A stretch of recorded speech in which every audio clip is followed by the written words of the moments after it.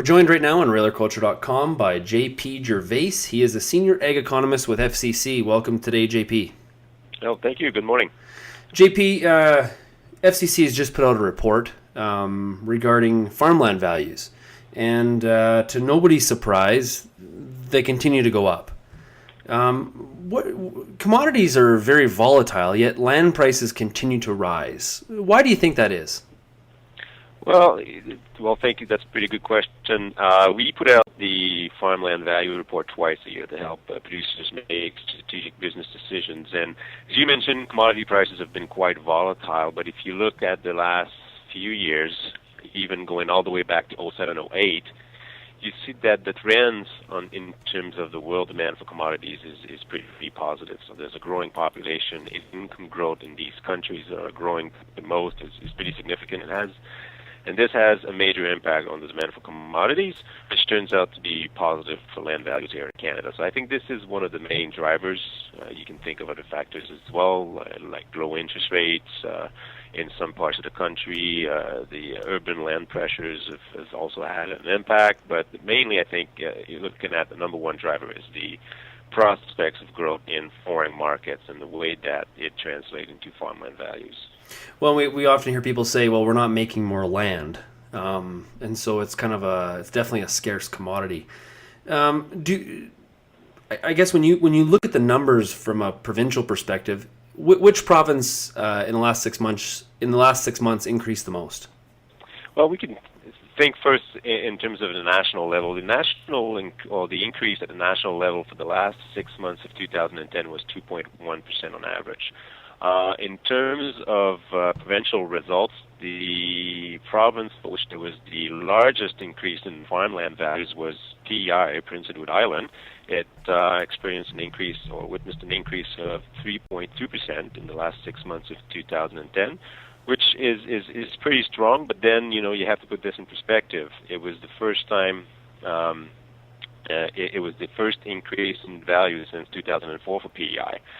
So, and then this was caused by some specific factors like favorable weather conditions that paved the way for an abundant potato harvest in PEI and other things.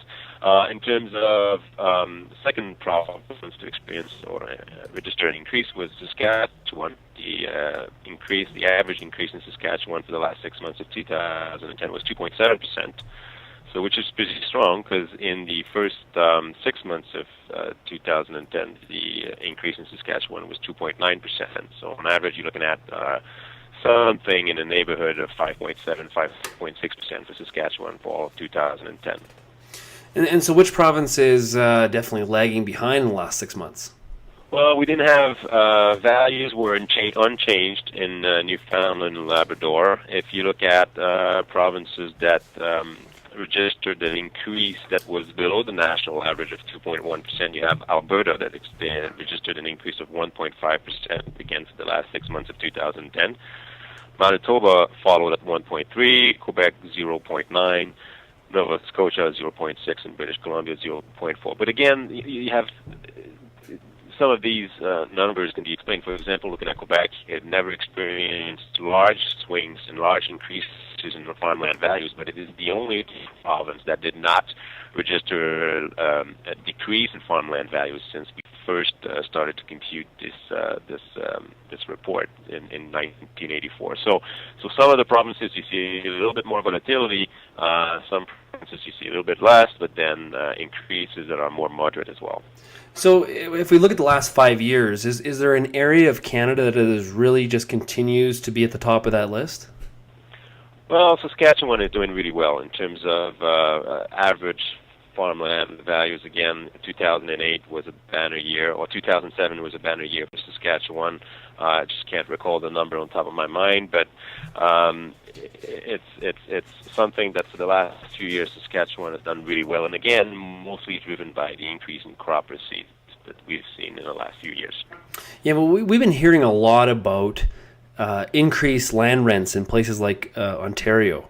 Are you maybe surprised that the Ontario land prices are already quite high? Are you surprised though they're not higher based on some of the increases in land rent that's going on? Correct, but Ontario's experience, if you're looking at the last 5 years, we were talking about this briefly last couple of minutes ago. Ontario did experience some significant increases in the last 5 years that were, on average, compared to the national level, or even larger than the national level. The fact that we haven't seen increases larger than the one that we reported in this report, which, Ontario, as I said, saw a 2.4% growth, which is just about where national level is not entirely surprising. As you said, land prices are in some parts of the province already pretty high, and you have other factors as well that have a pretty big impact in Ontario. Now, Ontario is also a pretty diverse province in terms of the sectors. The ag sectors are in the province, as well as different regions facing different pressures. So, when you report averages, obviously you're going to fall into the issue of, well, I'm just looking at an average. For example, as if we think of British Columbia just registered an increase of 0.4%. But if you look at the data behind this average increase, you see a lot of different land values out there, a lot of different increases and decreases. When you aggregate all this, ends up with just a 0.4% increase. Averages are sometimes dangerous. A little bit.